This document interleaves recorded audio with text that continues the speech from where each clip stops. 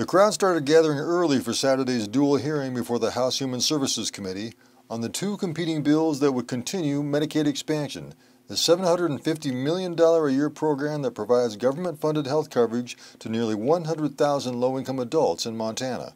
First up was House Bill 425, which extends the coverage with few changes. The sponsor, Democratic State Representative Mary Cafaro of Helena, began her testimony by acknowledging the huge crowd in favor and talking about the three-year-old program's success in bringing health coverage to thousands of poor Montanans.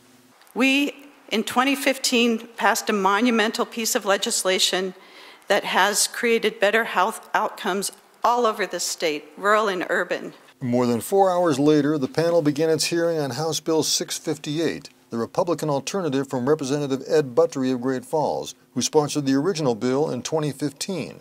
Buttrey said the program has done much good, but that his bill will improve it for enrollees and the taxpayers paying the tab. That we can get more people self-sufficient, that we can create more jobs, and we can do so in a way that applies and assures to the taxpayers of Montana that their money is being spent in the most responsible way possible. The Buttrey bill would require many program participants to log 20 hours of community engagement, which is a job or other activities. Most people came to Helena to support Cafaro's bill and Medicaid expansion. Native Americans said it's been a huge boon for health care on Indian reservations, enabling tribes to expand services and offer prevention instead of just treating symptoms. It has done wonders, and it's more than just Indian country. These are your most sensitive population. These are your most vulnerable people in your guys' district that this affects. Dentist Joanna Whaley of Livingston said the dental coverage has helped scores of people who previously couldn't afford care to get things like dentures. Without teeth, people are relegated to backroom stocking, dishwashing, or simple unemployment. It is hard to get a job if you do not have front teeth.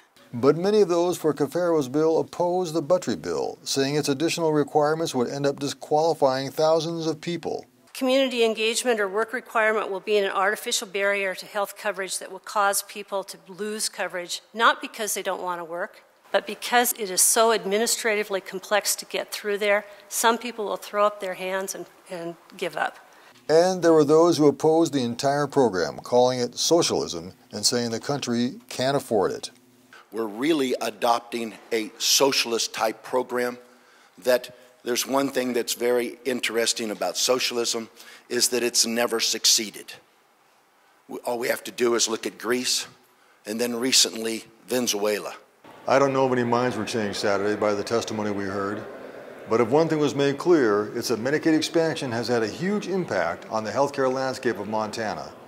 Now it's up to the committee and the rest of the legislature to decide what the program may look like in the future. At the Capitol, Mike Dennison, MTN News.